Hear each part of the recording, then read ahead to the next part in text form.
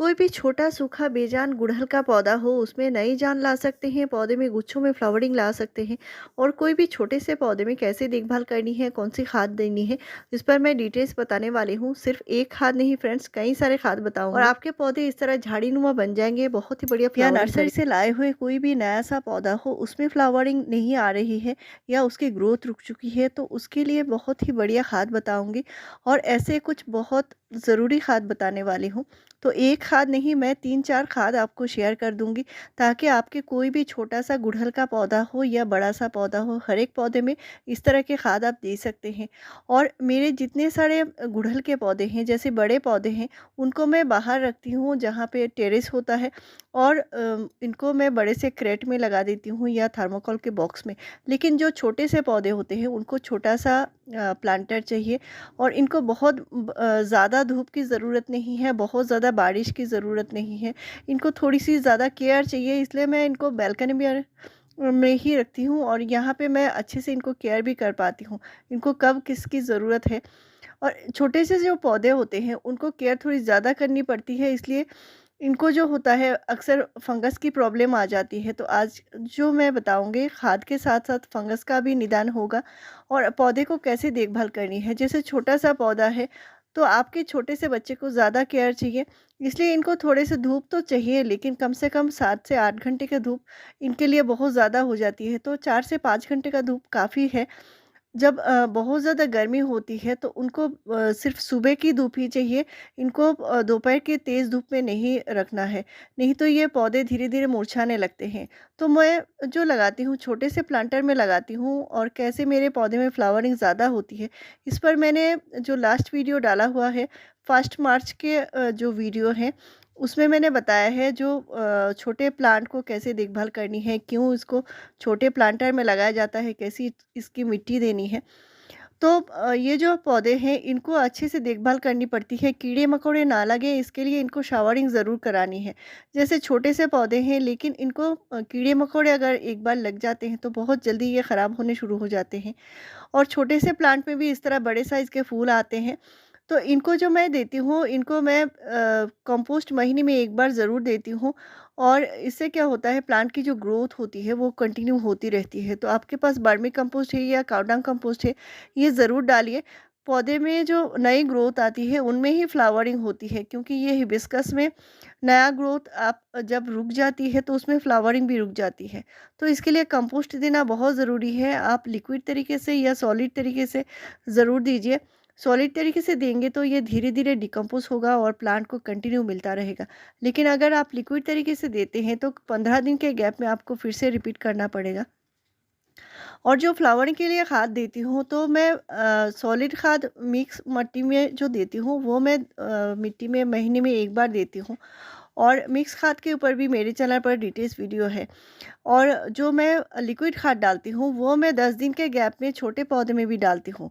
इससे क्या होता है, पौधे को कंटिन्यू जो न्यूट्रिशन मिलता रहता है, उसी वजह से ये अच्छी फ्लावरिंग करते हैं। और छोटे से प्लांट को देना जो होता है वो आपको बहुत ज़्यादा एक साथ खाद नहीं देना होता। साथ में मैं फोलियर स्प्रे भी करती हूँ, यानी प्लांट के ऊपर जो स्प्रे करती हूँ वो कुछ ऐसे खाद होते हैं जो प्लांट को बहुत सारा न्यूट्रिशन देते हैं और साथ ही साथ फ्लावरिंग पे भी प्लांट बहुत जल्दी से आता है। अगर आपके प्लांट में बार बार कलियाँ आती हैं लेकिन गिर जाती हैं, तो उसके लिए एक बहुत ही ज़रूरी खाद बताऊँगी, और इसको आप महीने में एक बार कम से कम ज़रूर दीजिए। इससे आपको बहुत ही बढ़िया रिजल्ट मिलेगा। वो है बैलेंस एनपीके, यानी एनपीके 19-19-19 या एनपीके 20-20-20। इसका 2 ग्राम लेना है और 1 लीटर पानी में घोल के पूरे प्लांट के ऊपर स्प्रे करनी है। बहुत ही बढ़िया रिजल्ट मिलता है इससे। इससे क्या होता है, छोटे से पौधे में अगर कलियां बनती है तो प्लांट कमज़ोर होने की वजह से वो कलियां गिर जाती है। लेकिन अगर आप एनपीके का स्प्रे करते हैं तो प्लांट की जो इम्यून सिस्टम है वो भी स्ट्रांग बनी रहती है। प्लांट में फ्लावरिंग करने की जो क्षमता है वो बनी रहती है, और जो कलियां आती हैं वो अच्छे से खिलती हैं और बड़े साइज़ के भी फ्लावर आते हैं। तो ये जो एनपीके है इसको आपको महीने में 1 या 2 बार स्प्रे कर सकते हैं। अगर 2 बार करते हैं तो कम से कम 15 डेज़ का गैप रखिए और महीने में 2 बार कर सकते हैं। जैसे 1 लीटर पानी में 2 ग्राम घोल के पूरे प्लांट के ऊपर स्प्रे करनी होती है। सुबह कर सकते हैं या शाम को कर सकते हैं। और ये आप अपने किसी भी प्लांट पे कर सकते हैं, कोई बड़ा सा भी प्लांट हो उसमें भी कर सकते हैं, कोई भी प्रॉब्लम नहीं है। और ये एनपीके जो होता है इसमें बैलेंस मात्रा में नाइट्रोजन होता है, फास्फोरस होता है और पोटेशियम होता है। तो नाइट्रोजन से प्लांट की ग्रोथ बनी रहती है, फास्फोरस से प्लांट की जो जड़ें होती हैं वो भी ठीक-ठाक बनी रहती हैं, और साथ में जो पोटेशियम होता है इससे प्लांट में अच्छे से अच्छा फ्लावरिंग होता है। तो इससे फ्लावर का जो कलर है और साइज़ है दोनों ही बहुत अच्छे आते हैं। तो इसके लिए आप इसका इस्तेमाल कर सकते हैं, छोटे से प्लांट में भी आपको अच्छा रिज़ल्ट मिलेगा। और एनपीके के ऊपर मेरे चैनल पर डिटेल्स वीडियो दिया हुआ है, कैसे एनपीके को यूज़ करना है, कौन-कौन से प्लांट पे कर सकते हैं। ये प्लांट के ऊपर फोलियर स्प्रे के लिए ही बना है और बहुत ही बढ़िया रिज़ल्ट मिलता है।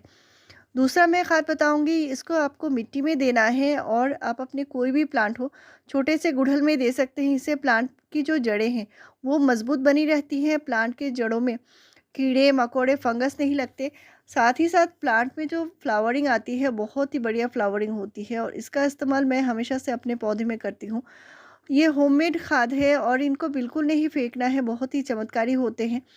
तो ये है प्याज के छिलके, और यहाँ पे मैंने प्याज के छिलके को थोड़ा-सा कूट लिया है, यानी अच्छे से इनको पाउडर नहीं बना है लेकिन थोड़ा-सा छोटा फॉर्म में आ चुका है, और इसको मैं मिट्टी में डाल रही हूँ। तो प्याज के जो बाहर के छिलके होते हैं इनको थोड़ा-सा ड्राई कर लेना होता है, और इनको ग्राइंडर जार में आप इनको पीस सकते हैं। पानी नहीं देना है, इनको सिर्फ़ पाउडर नुमा बनानी है, और इसको आप स्टोर करके रख सकते हैं, बिल्कुल ख़राब नहीं होता। और मिट्टी में जो देना है कम से कम महीने में 1 बार आप 1 से 2 टीस्पून दे सकते हैं। छोटा प्लांट है तो 1 टीस्पून दे सकते हैं, और अगर थोड़ा-सा बड़ा प्लांट है तो इसमें आप 2 टीस्पून तक दे सकते हैं। इससे प्लांट में भर-भर के फ्लावरिंग आती है। प्याज के छिलके में भरपूर मात्रा में सल्फ़र होता है, फ़ॉस्फ़ोरस होता है, पोटेशियम होता है, आयरन होता है और मैंगनीज़ भी होता है। तो इससे प्लांट में बहुत अच्छे से फ्लावरिंग आती है, और अपने प्लांट में ज़रूर डालिए। प्याज के छिलके का कोई मुकाबला हो ही नहीं सकता। आप ऑर्गेनिक तरीके से प्लांट पे भर-भर के फ्लावरिंग दे सकते हैं। तो इस तरह 1 मुट्ठी प्याज के छिलके को हाफ़ लीटर पानी में मैंने डुबो कर रखा है, और इससे बहुत ही बढ़िया रिज़ल्ट आपको मिलेगा। कम से कम इसको 12 घंटे के लिए डुबो कर रखना है, यानी आप शाम को भिगा दीजिए और सुबह को इसको छान के पौधे में इस्तेमाल कर सकते हैं। तो मैं बड़े से जार में बनाकर रख देती हूँ, और ये ख़राब नहीं होता। प्याज के छिलके को आप बार-बार इस्तेमाल कर सकते हैं, और आपके पास अगर ज़्यादा करके प्याज के छिलके घर में नहीं बनते, तो जहाँ पे प्याज बिकते हैं वहाँ पे आपको छिलके बहुत सारे मिल जाएँगे, और उनसे आप कलेक्ट कर सकते हैं। अभी मैं बताऊँगी, आपका छोटा-सा पौधा नर्सरी से लाने के बाद फ्लावरिंग बिल्कुल बंद है इसमें, ना ही कोई ग्रोथ हो रही है, और पौधे जैसे सूखा बेजान पड़ा हुआ है। तो उस पौधे में नया जान लाने के लिए ये बूस्टर खाद है। प्लांट की जड़ों को मजबूत बनाएगी, प्लांट को कीड़े-मकोड़े, फंगस से भगाएगी, साथ में प्लांट के जो इम्यून सिस्टम है उसको स्ट्रॉन्ग बनाएगी। प्लांट की जो ओवरऑल ग्रोथ है बहुत जल्दी से शुरू होगी, और फ्लावरिंग भी शुरू होगी। तो प्लांट की जब नई ग्रोथ आती है उसमें फ्लावरिंग भी शुरू होती है, नए कलियाँ बनना शुरू होता है। तो अभी मार्च का महीना है, ये खाद आप ज़रूर इस्तेमाल कीजिए, और इसको मैं प्याज के छिलके के साथ इस्तेमाल कर रही हूँ, आप अलग से कर सकते हैं। तो ये है लहसुन से बनी खाद, और यहाँ पे मैंने 8 से 10 लहसुन के कलियाँ दिया है, और साथ में मैंने बहुत सारे लहसुन के छिलके एक साथ मिलाकर इस तरह के जार में बना लेती हूँ। तो ये जो लहसुन के जो खाद होते हैं, इनको बनने में 3 से 4 दिन टाइम लगता है, और इनको बनाकर मैं जार में बंद करके रख देती हूँ, और बार-बार थोड़ा-थोड़ा करके इस्तेमाल करती हूँ। तो आपके किसी भी प्लांट में कीड़े लगे हैं, फंगस लगे हैं, या प्लांट में फ्लावरिंग नहीं है, उस प्लांट पे आप इस्तेमाल कर सकते हैं। तो यहाँ पे मैंने 100 ml लहसुन की खाद लिया है, और प्याज के छिलके का खाद मैंने हाफ़ लीटर लिया है। साथ में मैंने इनको डाइल्यूट जो किया है, 2 लीटर पानी में इनको अच्छे से डाइल्यूट कर लिया है। तो आपका कोई भी छोटा सूखा बेजान पड़ा हुआ पौधा हो उसमें आप दीजिए, बहुत ही बढ़िया रिज़ल्ट मिलेगा। और इसको जो देना है 100 ml तक दे सकते हैं, हर एक छोटे से पौधे में दे सकते हैं। और इसको जो जब भी देना है सुबह या शाम को ही देना है। जो फंगस की प्रॉब्लम है ये ज़्यादा होती है, पत्ते पीले हो जाते हैं या कीड़े बार-बार लग जाते हैं। तो इसके लिए ये खाद ज़रूर इस्तेमाल कीजिए। हमेशा ऐसा ही बढ़िया जानकारी पाने के लिए चैनल को ज़रूर सब्सक्राइब कीजिए, लाइक, शेयर और कमेंट कीजिए। Thank you.